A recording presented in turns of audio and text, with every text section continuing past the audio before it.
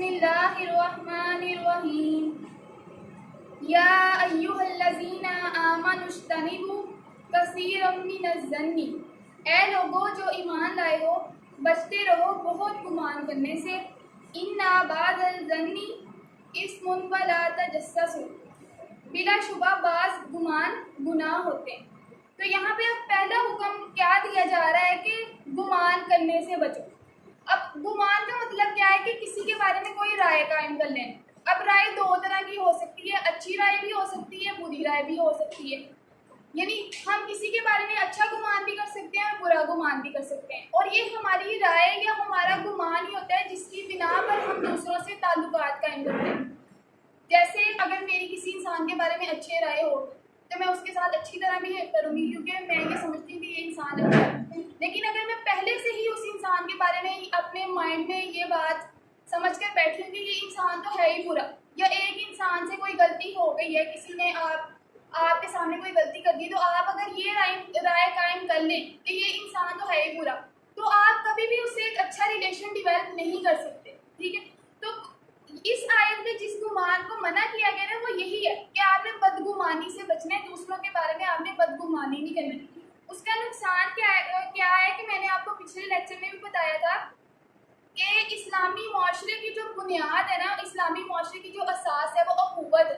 پچھلی آیت میں بھی ہم نے یہی پڑھا تھا کہ مومن اور مومن تو آپس میں بھائی بھائی۔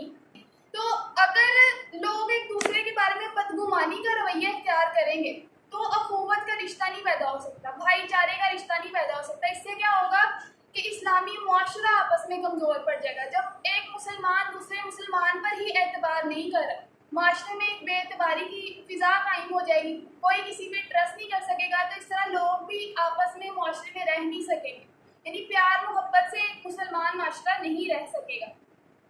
تو یہاں پہ جو ہے وہ یہی کہا گیا ہے کہ آپ نے برے گمان سے بچنا ہے۔ تو پہلا حکم یہ ہے کہ ہر انسان کے بارے میں آپ نے سوچ اچھی رکھنی ہے اور یہ کنسیڈر کرنا ہے کہ یہ نیک ہی انسان ہے۔ جب آپ کی سوچ ہوگی نا تو آپ اس سے اچھا ریلیشن ڈیولپ کر سکیں گے۔ ولا تجسسوا، اور تجسس نہ کرو۔ اب یہاں پہ تجسس کا مطلب یہ نہیں ہے کہ آپ نے تھنکنگ نہیں کرنی، کریٹیکل تھنکنگ نہیں کرنی، یہ وہ والا تجسس نہیں ہے۔ یہاں پہ تجسس کا مطلب ہے کہ دوسروں کے بارے میں تجسس نہ کرو، دوسروں کے معاملات کی ٹو لگانے کی کوشش نہ کرو، جاسوسی کرنے کی کوشش نہ کرو، دوسروں کے عیب تلاشنے کی کوشش نہ کرو۔ یعنی یہ کام نہیں آپ نے کرنا کہ دوسرے کی کمزوریاں آپ کے ہاتھ لگ جائیں، اس تجسس سے منع کیا گیا۔ تو یہاں پہ ہم لوگ اب اس میں کون کون سی چیزیں شامل ہو جاتی ہیں؟ اس میں کسی کے پرائیویٹ میسیجز پڑھنا، کچھ لوگوں کو یہ عادت ہوتی ہے کہ اب کوئی انسان فون یوز کر رہا ہو تو ساتھ کوئی انسان بیٹھا تو وہ بھی اس کے میسیجز پڑھنے لگ جائے گا، یہ اس انسان کی پرائیویسی بریچ ہو رہی، تو یہ آپ گناہ کا کام کریں اور یہ حرام ہے۔ یہ وہی حکم اللہ تعالیٰ نے دیا کہ آپ تجسس نہ کریں۔ اسی طرح کسی کی بات کان لگا کر سننا، دو لوگ آپس میں بات کر رہے ہوں، ہم اگر قریب بیٹھے ہوں تو ہم کیا کرتے ہیں؟ ہم لوگ سننے کی کوشش کرتے ہیں، یہ بھی منع ہے، ٹھیک ہے؟ یہ کام ہم لوگوں نے نہیں کرنی۔ دو لوگ آپس میں بات کر رہے ہیں، بے شک وہ آپ کی ہی چگلی کیوں نہ کر رہے ہوں، پھر بھی آپ وہ نہیں سن سکتے، ٹھیک ہے؟ آپ نے کان لگا کر سننے والے کام نہیں کرنے۔ پھر اسی طرح دوسروں کے گھروں میں جھانکنا، ہم گھروں میں رہتے ہوئے چھتوں پر چڑھتے ہیں، ہم سایوں کے گھروں میں جھانکتے ہیں۔ اسی طرح اگر ہاسٹل میں رہتے ہوئے ہم دوسروں کے کمرے میں جھانک رہے ہوتے ہیں، کوریڈور سے گزر رہے ہوتے ہیں، تو ہم یہی کام کر رہے ہوتے ہیں۔ تو یہ سارے تجسس میں چیزیں آتی ہیں کہ ہم یہ پتہ لگانے کی کوشش کر رہے ہوتے ہیں کہ سامنے والے انسان آخر کر کیا رہا ہے، ذرا ہمیں بھی تو پتہ چلے کہ اس کی کیا مصروفیات، ٹھیک؟ اب جیسے کوئی کلاس میٹس ہوں آپس میں، وہ کمپیٹ کرتی ہیں ایک دوسرے کے ساتھ، تو وہ بھی اس طرح پتہ لگانے کی کوشش کرتی ہیں یار یہ رات کو بیٹھی کیا پڑھ رہی ہے، کہیں میرے سے زیادہ تو نہیں پڑھ رہی، تو یہ تجسس ہی ہے سارا، ہم نے اس چیز میں نہیں پڑھنا۔ تو اس چیز سے ہی منع کیا گیا۔ آپ دیکھیں کہ اسلامی معاشرے میں اللہ تعالیٰ مسلمانوں کو کیا حکم دے رہے ہیں، لیکن اگر ہم آج کل کے زمانے کو دیکھیں تو ہمیں اندازہ ہوتا ہے کہ معاشرہ کس قدر تباہی کا شکار ہو چکا ہے۔ اب اسکینڈلس کتنے عام ہو چکے ہیں، اور ہم لوگ تو اسکینڈلس کے اتنے زیادہ عادی ہو چکے ہیں کہ ٹک ٹاک پہ، انسٹاگرام پہ، فیس بک پہ، یہی سوشل میڈیا ایپس ہیں نا، ان پہ ہم لوگ خود اسکینڈل ڈھونڈ رہے ہوتے ہیں، یار دیکھو اس ٹک ٹاکر کی یہ ویڈیو لیک ہوئی ہے، اس انسان کی یہ ویڈیو لیک ہوئی ہے۔ اب ان کی چلو ویڈیو تو ایکسیڈنٹلی لیک ہو گئی ہے، اسی طرح کوئی سیاست میں انسان ہے، کوئی وزیر اعظم ہے، ان کے بھی بڑے اسکینڈلز آتے ہیں، مشہور شخصیات کے، سلیبریٹیز کے بڑے اسکینڈل آتے ہیں۔ तो उन बेचारों का भी कोई इरादा नहीं होता, वो उनकी प्राइवेट चीज़ें होती हैं जो गलती से लीक हो चुकी होती हैं। लेकिन देखें कि हम लोग खुद इस गुनाह में कितने शरीक हो चुके हैं। हम लोग स्कैंडल देखने को बुरा नहीं समझते, लेकिन स्कैंडल देखना ही किसी का बहुत बड़ा गुनाह है। स्कैंडल बनाना तो बहुत ही बड़े लेवल का गुनाह हो गया ना, लेकिन उसको देखना भी आप तजस्सुस कर रहे हैं उनके मामलात में, उनके प्राइवेट मैटर्स में आप लोग इंटरफेयर करने की कोशिश करें। तो कोशिश क्या करेंगे, जब सोशल मीडिया यूज़ करें, स्पेशली टिकटॉक और इंस्टाग्राम में ज़्यादा चीज़ें आम हैं, तो स्कैंडल्स देखने से परहेज किया करें, स्पेशली वो रील्स भी जहाँ पे किसी की जो है वो इज्जत उछाली जा रही, ठीक। और इस सिलसिले में एक हदीस भी है कि आप सल्लल्लाहु अलैहि वसल्लम ने फरमाया कि जो इंसान दुनिया में किसी इंसान की पर्दापोशी करता है ना, तो अल्लाह ताला आखिरत में उसके ऐबों की पर्दापोशी करे। मुसलमानों को पर्दापोशी करने का हुक्म दिया गया है। स्कैंडल्स के जरिए या तजस्सुस के जरिए क्या होता है कि दूसरों की पर्दादरी होती है, उनके प्राइवेट मैटर्स लोगों के सामने खुलकर आते हैं। इसी तरह एक और हदीस में भी आता है, मफ़हूम में आपको बता देती हूँ, एग्जैक्ट वर्डिंग तो नहीं है, कि अगर एक इंसान दूसरे इंसान के ऐब तलाश करने में लग जाता है ना, यानी वो ये कोशिश कर रहा था कि किसी तरह मैं इसको नीचा दिखाऊं, तो फिर अल्लाह ताला भी उस इंसान के ऐबों के पीछे लग जाते हैं और उस इंसान को रुस्वा करके छोड़ते हैं। ये हदीस का मफ़हूम है कि जो इंसान दूसरों को रुस्वा करने की कोशिश करेगा ना दुनिया में, तो वो ऑटोमेटिकली अल्लाह ताला भी उसको रुस्वा ही करेंगे। तो वही बात आ जाती है कि इन चीज़ों से बचें, ये कबीरा गुनाह है। ये सारे मैंने आपको पिछले लेक्चर में भी बताया था कि ये चॉइस नहीं है हमारे पास कि हम माने या ना माने, हमारी मर्जी पे डिपेंड नहीं करता। ये हुक्म अल्लाह ताला ने दिया है और क्या कहा है, या अय्युहल्लज़ीना आमनू, मोमिनों को अल्लाह ताला हुक्म दे रहे हैं कि अगर तुम ईमान का तकाजा करते हो तो फिर ये क्वालिटीज़ तुम्हारे अंदर मौजूद होनी चाहिए। आगे क्या है, वला यग़्तब बाज़ुकुम बाज़न, और ना गीबत करे कोई किसी की, अयुहिब्बु अहदुकुम अन याकुला लहमा अखीही मैतन फकरिहतमुहु वत्तकुल्लाह इन्नल्लाह तव्वाबुर रहीम। और ना गीबत करे कोई किसी की, क्या पसंद करेगा तुम में से कोई शख्स कि वो खाए गोश्त अपने मुर्दा भाई का, जाहिर है कि घिन आएगी तुम्हें इससे, बस डरो अल्लाह से, यकीनन अल्लाह बड़ा है तौबा कबूल करने वाला और मेहरबान। अब तीसरा हुक्म हमें क्या दिया जा रहा है कि गीबत नहीं हमने करनी, और ये जितनी औरतों में आम है ना, शायद ही किसी और सिंफ में। मर्द उतनी चुगली करते हुए नजर नहीं आएंगे, उतनी गीबत करते हुए नजर नहीं आएंगे, औरतों में ये चीज़ ज़्यादा होती है, ठीक है। अब गीबत की डेफिनेशन क्या है, वो भी हदीस से हमें पता चलती है कि आप सल्लल्लाहु अलैहि वसल्लम ने फरमाया कि गीबत ये है कि तुम अपने भाई की पीठ पीछे वो बात कहो जो उसको नापसंद हो या उस पर नागवार गुजरे। तो इसी पर सहाबा ने सवाल किया कि या रसूल अल्लाह, अगर वो बुराई उस इंसान में मौजूद हो तो फिर हम भी कहते हैं ना यार, हम कौन सा उसकी गीबत करें, वो तो पहले से ही बुरा है, उसके अंदर तो पहले ही बुराई पाई जा रही है, तो ये कौन सी गीबत हो, ये कौन सी चुगली।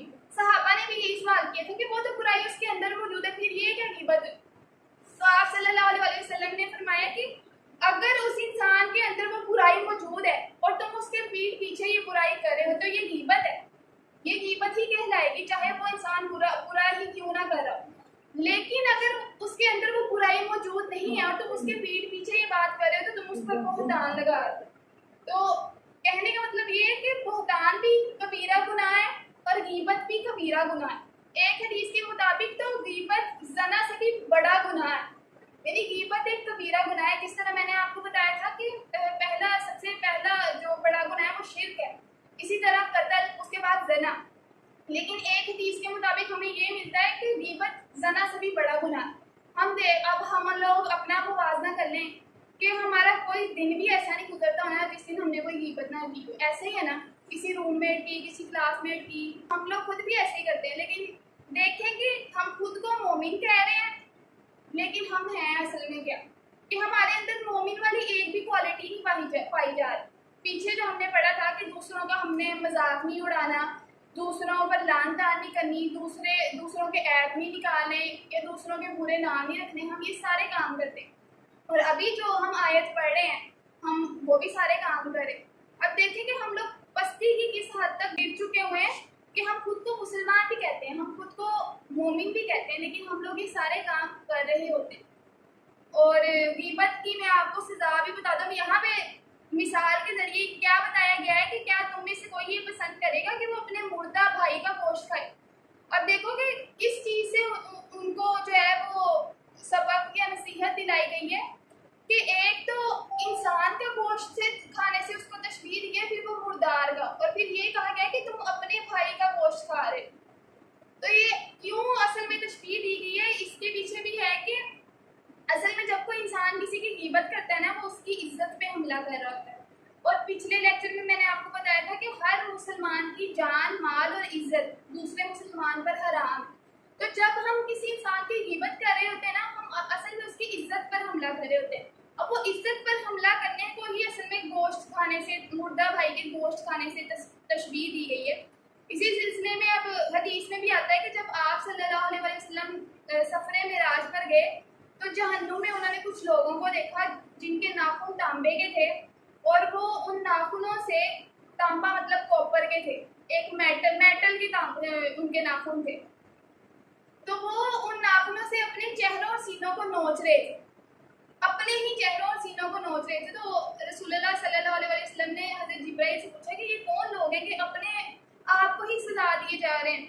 तो हज़रत जिब्राइल अलैहिस्सलाम ने फरमाया कि या रसूलुल्लाह, ये वो लोग हैं जो लोगों का गोश्त खाते थे, यानी ग़ीबत करते थे और लोगों की इज्जतें पामाल करते थे। आज हम लोग भी यही काम करते हैं। तो ग़ीबत कोई इंसान क्यों करता है? असल में जो एक बुज़दिल इंसान होता है ना, जो किसी को उसके मुंह पे कोई बात नहीं कह पा रहा होता, तो वो अपने नफ्स को तस्कीन देने के लिए अपने महरम राज ढूंढता है, ऐसे लोग जो उसके हक में होते हैं, फिर उनके साथ बैठकर वो ग़ीबत करता है दूसरों। तो एक बुज़दिल इंसान की निशानी है। असल में हम सारे बुज़दिल हैं कि अगर हम किसी में कोई बुराई देख भी रहे हैं, हम उसकी इस्लाह करने की कोशिश नहीं कर रहे, हम लोगों के सामने ग़ीबतें करते हैं। किसी इंसान के अंदर बुराई पाई जाती है, आप इस्लाह कर सकते हैं, करें उस इंसान की इस्लाह, लेकिन ग़ीबत करना किसी तौर पे जस्टिफाई नहीं, ठीक है। तो अब देखें कि अपना अपना मुहासबा करें, मैं भी अपना मुहासबा करती हूँ, और हमें पता चलेगा कि शायद ही हमारी ज़िंदगी का कोई ऐसा दिन हो कि हमने ग़ीबत के बगैर गुजारा हो। तो ये बहुत ही अलार्मिंग सिचुएशन है कि कहीं हम तो उन लोगों में शामिल नहीं होंगे क़यामत वाले दिन जो अपने ही चेहरे और सीने तांबे के नाखूनों से नोच रहे हों। हम तो इमेजिन नहीं कर सकते ये चीज़। तो फिर हमें अल्लाह ताला से तौबा ही करनी चाहिए। यहाँ पे भी अल्लाह ताला क्या कह रहे हैं, यकीनन अल्लाह है बड़ा तौबा कबूल करने वाला और मेहरबान, के चलो हो गया गुनाह, अब तौबा करो। और तौबा का मतलब ये नहीं है कि सिर्फ ज़ुबानी तौर पे तौबा कर देनी, आइंदा के लिए तौबा करनी है कि ग़ीबत नहीं करनी किसी की। इसी तरह उलमा ये कहते हैं कि ग़ीबत का कफ़ारा ये है कि जिस इंसान के खिलाफ आपने ग़ीबत की है ना, उसके हक़ में उतनी ही ज़्यादा मग़फ़िरत की दुआ शुरू कर दें, उसके लिए दुआ करना शुरू कर दें जिसकी आपने ग़ीबत की। ग़ीबत करने की वजह, ये तजस्सुस की वजह बेसिकली यही होती है कि हम दूसरों से हसद कर रहे होते हैं, हम लोग दूसरों को हकीर समझ रहे होते हैं, ये दूसरों की किसी खामी से हम इतना ज़्यादा ऑफेंड हो जाते हैं कि हम अपने दोस्तों से, अपने घर वालों से वो बातें शेयर करना शुरू कर देते हैं। तो हम अपनी तरफ से बात ही शेयर कर रहे होते हैं कि यार मैंने अपनी दोस्त को ही बताया, खैर, लेकिन वो असल में ग़ीबत हो रही होती है। हर इंसान बात शेयर करता है, दुख शेयर करता है। अब ऐसा ये मतलब नहीं है कि अगर किसी ने आप पर जुल्म किया तो आप किसी को बता नहीं सकते, ये ग़ीबत नहीं होगी। अगर किसी ने आप पे जुल्म किया ना, तो आप ऐसे इंसान से शिकायत कर सकते हो जो उस जुल्म की तलाफ़ी कर सके या जालिम को सजा दे सके, लेकिन शर्त ये है कि ऐसे इंसान के सामने करनी, ये नहीं कि पूरे मोहल्ले में जाकर ढंढोरा पीट देना है कि यार इसने तो मेरे साथ बुरा किया था, आपने उस शख्स को बदनाम नहीं करना। अब इसी सिलसिले में एक वाक़या भी है कि एक शख्स को ना ज़ना की सज़ा में रजम की सज़ा दी गई। रजम का मतलब इसको पत्थरों से ना हलाक कर दिया गया। तो दो आदमी थे उधर खड़े, उन्होंने ना कहा कि ये देखो ये इंसान तो, उन्होंने नाज़ेबा अल्फाज इस्तेमाल किए कि ये तो कुत्ते की मौत मरा है, ऐसे कह दिया उन्होंने। जब आप सल्लल्लाहु अलैहि वसल्लम ने उनकी बातें सुनी तो कुछ आगे गए तो एक गधा मरा हुआ था, तो आप सल्लल्लाहु अलैहि वसल्लम ने उन दोनों लोगों को बुलाया और कहा कि ये गधे का गोश्त खाओ। तो उन्होंने कहा कि या रसूलल्लाह, कोई गधे का गोश्त खाना भी पसंद करेगा, मरे हुए गधे का गोश्त? तो आप सल्लल्लाहु अलैहि वसल्लम ने फरमाया कि जो ग़ीबत तुम लोग अभी कर रहे थे, उससे भी ये गधे का गोश्त खाने से भी बदतर काम है जो तुम लोग कर रहे थे। और फिर आगे कहा कि जिस इंसान की तुम लोगों ने ग़ीबत की, वल्लाह वो तो जन्नत की नहरों में नहा रहा है, यानी वो तो बख्श दिया गया है, उसने अपना जुर्म कबूल किया था, उसने आखिरत की सज़ा के मुकाबले में दुनिया की सज़ा को चुन लिया था ताकि आखिरत में उसकी मग़फ़िरत हो। उसने खुद ही बता दिया था कि मुझसे ज़ना हुआ था, इसलिए फिर उसको सज़ा दी गई, यानी उसकी तो मग़फ़िरत हो चुकी, लेकिन तुम लोग अपनी ज़ुबानों को क्यों गंदा چھوڑتے ہیں نہ کسی مرے ہوئے کو چھوڑتے ہیں، بلکہ مرے ہوئے انسانوں کی تو ہم زیادہ برائی کر رہے تھے، یہ نعوذ باللہ کہہ رہے تھے کہ اچھا ہی ہو گیا مر گیا، یہی اسی طرح کے الفاظ استعمال کر رہے ہیں۔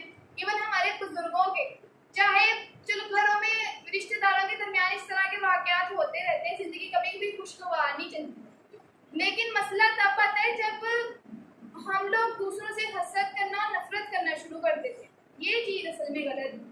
اسی چیز سے منع کیا گیا کہ آپ نے غیبت نہیں کرنی۔ ابھی 3 چیزیں یہاں پہ گنوا دی گئی ہیں کہ بدگمانی نہیں کرنی کسی انسان کے بارے میں، دوسرا یہ کہ دوسروں کے معاملات میں تجسس نہیں کرنا، اگر کوئی آپ سے آپ کی دوست بات شیئر نہیں کرنا چاہ رہی تو آپ کو کوئی حق نہیں پہنچتا کہ اس سے زبردستی وہ بات اگلوائیں، یہ پتہ لگانے کی کوشش کریں کہ وہ کن معاملات میں انوالو، اور اگر وہ انوالو ہے بھی کسی غلط ایکٹیویٹی میں، آپ کی نیت اگر اصلاح کی ہے تو ضرور اس کو سمجھائیں، لیکن اگر اس کو برا بھلا کہنا ہے یا اس کو نیچا دکھانا ہے نا تو پھر کوئی ضرورت نہیں ہے آپ کو کسی انسان کا دل دکھانے کی۔ اور تیسرا کیا کام کہ غیبت سے بچنا، ٹھیک ہے؟ اب دیکھیں کہ یہ جو سارے کام ہے نا یہ انسان کرتا ہے ایک پرائیویٹ محفل میں، غیبت صرف اپنے دوستوں کے ساتھ ہی کرتا ہے، پوری محفل میں نہیں۔ پچھلے جو 3 ہم نے پڑھے تھے نا، کسی کا مذاق اڑانا، کسی پر لعن طعن کرنا، کسی کو برے القابات سے نوازنا، وہ پبلک میں کرتا ہے انسان۔ یہ والے تجسس کے معاملات یا غیبت کے معاملات یہ رازدارانہ کرتا ہے۔ تو اس سے بھی ہمیں یہ بات سمجھ آتی ہے کہ انسان کو اپنے ظاہری اعمال پہ بھی فوکس کرنا ہے اور باطن کے اعمال پہ بھی فوکس کرنا ہے۔ اب گمان کوئی عمل تو نہیں ہے نا، گمان انسان کے دل کا خیال، لیکن بدگمانی کو یہاں پہ گناہ کہا گیا ہے، بدگمانی کرنے سے منع کیا گیا۔ تو اس سے ہمیں کیا پتہ چلتا ہے کہ صرف ظاہری اعمال پہ انسان کو فوکس نہیں کرنا چاہیے، دل کی کیفیت پہ بھی فوکس کرنا چاہیے، اپنے آپ کو جانچنا چاہیے کہ واقعی وہ ایمان والا ہے یا نہیں ہے، ٹھیک ہے؟ یا ایھا الناس انا خلقناکم من ذکر و انثی وجعلناکم شعوبا وقبائل لتعارفوا ان اکرمکم عند اللہ اتقاکم ان اللہ علیم خبیر۔ اے انسانوں، حقیقت یہ ہے کہ پیدا کیا ہے ہم نے تم کو ایک مرد اور ایک عورت سے، پھر بنا دیا ہے ہم نے تم کو قومیں اور قبیلے تاکہ تم ایک دوسرے سے پہچانے جاؤ۔ بلا شبہ تم میں زیادہ عزت والا اللہ کے نزدیک وہ ہے جو تم میں زیادہ پرہیزگار ہے یا تقوی والا ہے، بے شک اللہ ہے ہر بات جاننے والا اور پوری طرح باخبر۔ اب پیچھے ہم لوگ کیا چیز پڑھ کے آئے ہیں کہ لوگوں کو کہا جا رہا ہے کہ آپس میں آپ نے پیار محبت سے رہنا ہے، اور یہ جو گناہ بتائے گئے ہیں ان سے بچنے کی کوشش کرنی ہے۔ اب یہ جو اگلی آیت آئی ہے اس میں اصل میں نا ایک تو یہ کہ انسانوں کا غرور توڑا گیا، انسان ہی سارے گناہ جو کرتا ہے نا اس کی کہیں نہ کہیں وجہ غرور، حسد، تکبر یہی چیزیں ہوتی ہیں جن کی وجہ سے وہ دوسروں کو حقیر سمجھ رہا ہوتا ہے، اسی وجہ سے وہ تجسس بھی کرتا ہے، غیبت بھی کرتا ہے، دوسروں کا مذاق بھی اڑاتا ہے، صرف اس وجہ سے کہ وہ دوسرے کو حقیر سمجھ رہا ہوتا ہے۔ اپنے سے پاورفل انسان کے پر کبھی انسان ظلم نہیں کرے گا، کبھی اس کی غیبت کرنے کی کوشش نہیں کرے گا، اس کو پتا ہوگا کہ اس نے تو آ کے مجھے پکڑ لینا ہے، پھر میری خیر نہیں، ٹھیک؟ تو تکبر کی وجہ سے اصل میں انسان یہ سارے گناہ کر رہا ہوتا ہے۔ تو اس آیت میں انسانوں کے تکبر کو توڑا گیا ہے۔ سب سے پہلے کیا کہا گیا ہے کہ تم سب کی اصل ایک چیز ہے، ایک ماں باپ کی تم لوگ اولاد ہو۔ تو اس سے مسلمان معاشرے کو بھی کیا میسج کیا ہے کہ یہاں پہ کوئی کالا گورا، کوئی امیر غریب، کوئی کسی ذات کا تو کوئی کسی ذات کا، یہ مسلمانوں میں چیز نہیں ہو سکتی۔ تم لوگ سارے ایک ہی ماں باپ کی اولاد ہے، تم لوگوں کی اصل ایک ہے۔ تو اب آپ لوگ مجھے بتائیں گے کوئی اپنے بہن بھائیوں کی چغلی کرتا ہے، کوئی غیبت کرتا ہے، کوئی اپنے بہن بھائیوں کا پبلک کے سامنے مذاق اڑاتا ہے، نہیں اڑاتا نا؟ تو کنسیڈر کریں کہ ہم ساری بہنیں ہیں، ٹھیک ہے، اور آدمی یہ کنسیڈر کریں کہ ہم سارے بھائی ہیں، ٹھیک ہے، مسلمان آپس میں بھائی بھائی ہیں۔ تو جب مسلمان آپس میں یہ چیزیں سوچنا شروع کر دیں گے نا تو خود ہی وہ معاشرے میں اخوت اور بھائی چارے کی فضا قائم ہو جائے گی۔ لیکن مسئلہ اصل میں یہ کہ ہم سمجھتے نہیں ہیں نا، اصل میں یہ اسلامی سوسائٹی کی بات ہو رہی ہے کہ لوگوں کو کس طرح سے رہنا چاہیے۔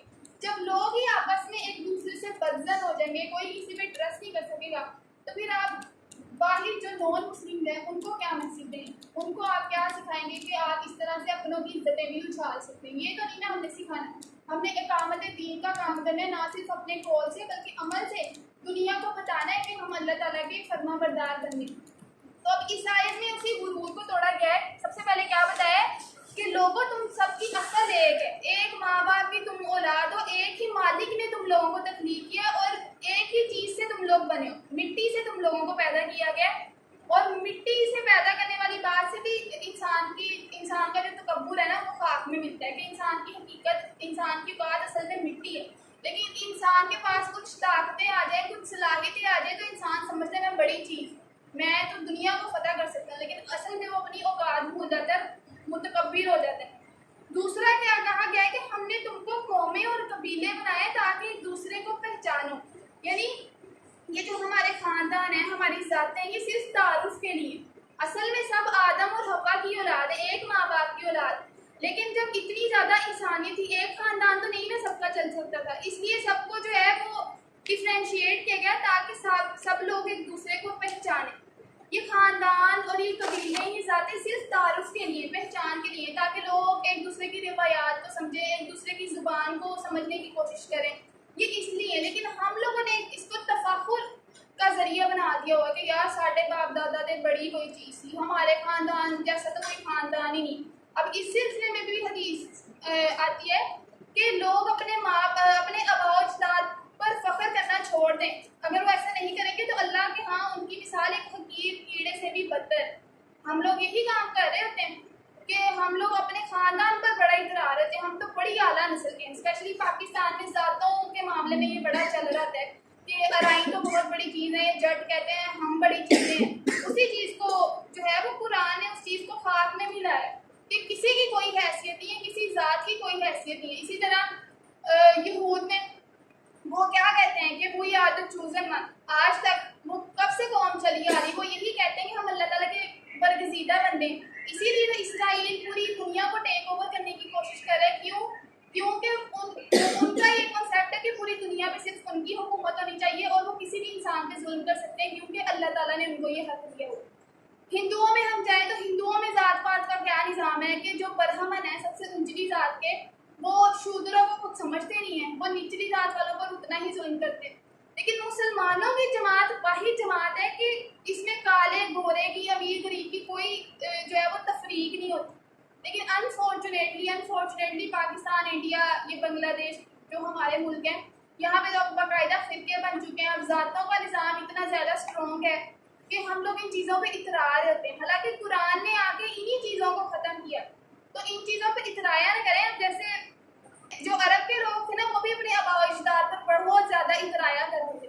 تو جب حج وہ کرنے جاتے تھے نا، مینا میں جب کیمپ لگتا تھا تو وہ نا حج کرنے کے بعد اپنے آباء و اجداد کی تعریفیں کرتے تھے. تو وہاں پہ اللہ تعالیٰ نے ان کو حکم دیا تھا کہ اب اللہ کا ذکر کرو جس طرح تم اپنے آباء و اجداد کا ذکر کرتے تھے. یعنی وہ چیز اب ختم ہو چکی ہے. اب اکٹھے بیٹھنا بھی ہے نا تو اللہ تعالیٰ کا ذکر کرنا ہے بیٹھ کے، اترانا نہیں ہے، فخر و غرور نہیں کرنا. اور حجت الوداع میں ہم نے دیکھا کہ آپ صلی اللہ علیہ وسلم نے کیا خطبہ دیا کہ لوگوں تم سب آدم کی اولاد ہو اور آدم مٹی سے بنے تھے. اور پھر آگے کیا فرمایا کہ کسی عربی کو اجمی پر، کسی اجمی کو عربی پر، نہ ہی کسی گورے کو کالے پر، اور نہ ہی کالے کو گورے پر کوئی فوقیت حاصل نہیں ہے مگر صرف تقویٰ کی بنیاد پر. فتح مکہ کے موقع پر آپ صلی اللہ علیہ وسلم نے فرمایا کہ لوگوں اللہ تعالیٰ کے نزدیک انسانوں کے صرف دو ہی گروہ، ایک وہ انسان جو نیک ہے وہ اللہ تعالیٰ کے نزدیک عزت والا ہے، اور ایک وہ انسان جو فاجر ہے، جو گناہ گار ہے، جو بدکار ہے اور وہ اللہ کے نزدیک ذلیل و رسوا ہے. اللہ تعالیٰ کے نزدیک تو یہ دو ہی گروپس ہیں. لیکن ہم نے کس طرح سے خود کو ڈیوائڈ کر لیا ہوگا. ہم امیر غریب کی ڈویژن کر دیتے ہیں، کالے گورے کی ڈویژن کر دیتے ہیں. چلیں یہ میں نے آپ کو یہودیوں کی ایگزامپل دی، ہندوؤں کی ایگزامپل دی. یورپ بھی اس چیز سے بچا نہیں ہوا. ریسزم وہاں پہ کتنا کامن. وائٹ پیپل جو ہے وہ کالوں کو کچھ سمجھتے نہیں ہیں. اور اگر آپ ہسٹری پڑھ کے دیکھیں تو آپ کو پتہ چلے گا کہ امریکہ ویسے ہے ہی ظالم، وہ تو ہر قوم پہ ظلم کرتے ہیں، لیکن جتنا ظلم گوروں نے سیاہ فام لوگوں پہ کیا شاید ہی ہسٹری میں ہوا. افریقیوں کو ابھی بھی وہ کچھ لوگ نہیں سمجھتے. اور آج تک اگر کوئی افریقہ کی حالت دیکھے تو ہم سب کو پتہ چلے گا کہ جو تہذیبیں، جو ترقی یافتہ تہذیبیں ہیومن رائٹس کے نعرے لگاتی ہیں، جو اپنے آپ کو سویلائز کہتی ہیں، وہی سب سے زیادہ بد تہذیب لوگ. وہ اگر ہے نا سویلائز، وہ صرف اپنی قوم کے لیے، ان کی سویلائزیشن، ان کے یہ نعرے کہ ہیومن رائٹس کو آپ نے فروغ دینا، وہ صرف ان کے اپنے ملکوں تک محدود رہ جاتے ہیں. جیسے ہی ان کے ملک سے، ان کی زبان سے باہر کوئی بندہ آتا ہے وہ اس پر اتنا ہی بڑھ چڑھ کر ظلم کرتے ہیں. تو آپ یہ نہ سمجھے کہ وہ بڑے مہذب لوگ ہیں. جب ہم ان کو قریب سے دیکھیں گے نا پھر ہمیں ان کی اصلیت نظر آئے.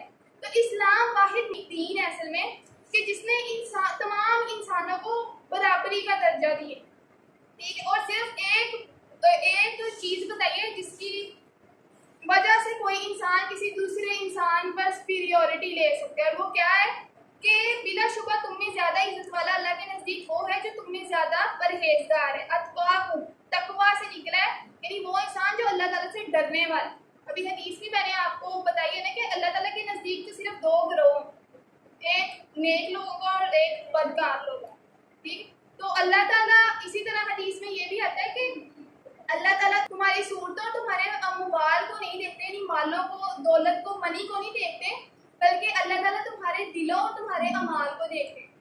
اگر آپ مسلمان پیدا ہو گئے, اس میں آپ کا تو کوئی کمال نہیں ہے, تو پھر کس طرح سے آپ آخرت میں نوازے جائیں گے؟ اب غیر مسلم آگے یہ بھی تو شکوہ کر سکتے تھے نا کہ آپ نے ان کو تو مسلمانوں میں پیدا کر کے جنت میں بھیج دیے, ان کا کیا کمال.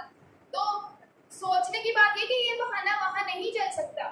یہ اللہ تعالیٰ مسلمانوں کو ہی مخاطب کر کے کہہ رہے ہیں یا ایھا الذین آمنوا کے الفاظ استعمال کریں کہ تم لوگوں میں سے عزت والا وہی ہوگا جو پرہیزگار ہوگا, جو تقویٰ پر ہوگا, جو متقی ہوگا. تو اس کا مطلب کیا ہے کہ ہمیں عمل کرنا پڑے گا. صرف مسلمان پیدا ہو جانا کافی نہیں ہے, بلکہ مسلمان پیدا ہو جانا اور کوئی عمل کر کے نہ دکھانا, اس میں زیادہ بڑی تباہی ہے. اور سورہ فرقان میں تو ہم لوگ پڑھتے ہیں نا کہ آپ صلی اللہ علیہ وسلم ہماری سفارش کریں گے. سورہ فرقان میں آپ صلی اللہ علیہ وسلم ہماری شکایت کریں گے. پوری آیت اتری ہوئی ہے کہ آپ صلی اللہ علیہ وسلم اپنی امت کے خلاف جو ہے وہ گواہی دے رہے ہوں گے کہ اے اللہ میری قوم نے قرآن کو چھوڑ رکھا تھا, اب تو پوچھ ان سے. تو ہم لوگ تو شفاعت کے بہانے پہ بیٹھے ہوئے ہیں کہ ہم تو بخشے جائیں گے, لیکن شفاعت صرف ان لوگوں کو نصیب ہوگی جو شفاعت کے اہل ہوں گے, جنہوں نے دنیا میں کوئی عمل کر کے دکھایا ہوگا, ان لوگوں کو شفاعت ملے گی. ٹھیک ہے, تو اس بات کو سمجھیں کہ ایسا نہیں ہونے والا کہ ہم لوگ بیٹھے بٹھائے بخش دیے جائیں گے. آپ لوگوں کو قرآن کو سمجھنا پڑے گا, اور عورتوں کو تو میں کہتی ہوں کہ اس زمانے میں زیادہ ضرورت ہے. آپ لوگوں نے فیوچر کی نسلوں کو پالنا ہے. اگر ہم لوگ ہی کپڑوں, جوتوں, میک اپ پروڈکٹس اور ان چیزوں سے باہر نہیں آئیں گے تو جاہل نسلیں پیدا ہوں گی نا. آپ لوگوں کو پتہ ہے کہ اسرائیل کے بچے کو تلمود جو ان کی کتاب ہے وہ حفظ ہے, ان کو پتہ ہے کہ انہوں نے آگے کیا کام کرنا. ٹھیک, لیکن ہمارے بچے کیا پڑھے بھی, اب 25 سال کے ہم لوگ ہو چکے ہیں, 30 سال کے, نہیں پڑھا ہوتا ہم نے پوری زندگی قرآن. تو جن ماؤں نے پوری زندگی قرآن کو ہاتھ ہی لگایا ہوگا وہ اپنے بچوں کو کیا قرآن کی تعلیم دیں گی؟ آج کی موجودہ نسل کیا کر رہی ہے؟ ٹک ٹاک پہ ڈانس کر رہی ہے, بے حجابی. یہ یونیورسٹی میں آپ لوگوں کو سارا کچھ نظر آ رہا ہوتا ہے, گروپس بنے ہوتے ہیں, باقاعدہ ٹھٹھے اڑا رہے ہوتے ہیں, کسی کو کوئی پرواہ نہیں ہے کہ دنیا میں ہو کیا رہا ہے. ابھی آپ کو بھی نہیں پتا ہوگا, بلکہ مجھے بھی صحیح طرح سے نہیں پتا ہوگا کہ اپنے ملک پاکستان میں لوگوں پہ کتنا ظلم ہو رہا ہے. غزہ میں تو چلو دنیا میں پتہ چل رہا ہے نا, لیکن آپ کو پتہ ہے کشمیر میں آج کل کیا ہو رہا ہے, لوگ کس طرح سے سڑکوں پہ پائے نکلے ہوئے ہیں, اور آج غزہ میں کیا ہوا ہے, لوگ کس طرح سے مار کھا رہے ہیں, اپنی حکومتی لوگوں کے خلاف جنگ کر رہی ہے. ہمیں نہیں پتا یہ چیزیں, کیونکہ ہم لوگ کہتے ہیں کہ وی ڈونٹ کیئر, یعنی ہم لوگ اپنے آپ کو عورتوں نے اتنا زیادہ کمزور سمجھ لیا ہوا ہے. حالانکہ مسلمان عورت ہسٹری میں کبھی اتنی کمزور نہیں رہی. مسلمان عورت نے بڑے بڑے بہادری کے جوہر دکھائے ہیں. حضرت نصیبہ ام عمارہ کی ایگزامپل ہمارے سامنے ہے کہ جب کوئی بھی آپ صلی اللہ علیہ وسلم کے سامنے ڈٹا نہیں ہوا تھا, غزوہ احد میں وہ تیر کھاتی رہی, رسول اللہ صلی اللہ علیہ وسلم کو بچاتی رہی کافروں سے. لیکن آج کی مسلمان عورت کیا کرے گی؟ چلو مردوں میں تو کچھ نہ کچھ سوچ پھر بھی ہے, وہ پھر بھی سوچتے ہیں کہ معاشرے میں ہو کیا رہے, لیکن عورتوں نے بالکل سوچنا چھوڑ دیا. کیوں؟ کیونکہ ہمیں کپڑوں سے فرصت نہیں ہے, ہم سارا دن برانڈس کو دیکھتے رہتے ہیں, ہمارے جوتے اچھے چاہیے, ہمیں اچھے اچھے بیگس چاہیے, لڑکیوں کو جلانے کے لیے ہمارے پاس اچھی چیزیں ہونی چاہیے, ہم جا کے کمپیٹ کر سکیں کہ یار دیکھو میں نے کتنی پیاری چیز کی ہے. ان چیزوں سے نکلیں. اب ضرورت ہے کہ آپ لوگ سوچا کریں اور دیکھیں کہ دنیا میں ہو کیا رہا ہے. اگر آپ لوگ اس چیز کی پرواہ نہیں کریں گے نا تو کل ہمارے ہی بچے مر رہے ہوں, تو کیا آپ یہ چیز دوبارہ کر سکتے ہیں کہ آپ کے بچے آپ کی نظروں کے سامنے مرے, اور وہ مریں گے بھی ہماری نااہلی کی وجہ سے. جب ہم نے اپنے بچوں کو کبھی قرآن کھول کر سنایا ہی نہیں ہوگا تو کیسے وہ لوگ اپنے دین پر قائم رہ سکیں گے؟ اور آپ کو بھی پتہ چلے گا کہ کس طرح سے اگلی نسلیں, اگر ہم لوگوں نے ان کی تربیت اسلامی نظام پر نہیں کی تو وہ بے دین ہو جائیں گے. ابھی بھی کانسیپٹس نہیں, آپ کو بہت سارے بندے ایتھیسٹ مل جائیں گے اگر آپ تلاش کرنے کی کوشش کریں نا, بے دین لوگ ادھر ہی آپ کو مل جائیں گے. ہر یونیورسٹی میں اب تو پاکستان میں تقریباً 15-20 لاکھ اسٹوڈنٹس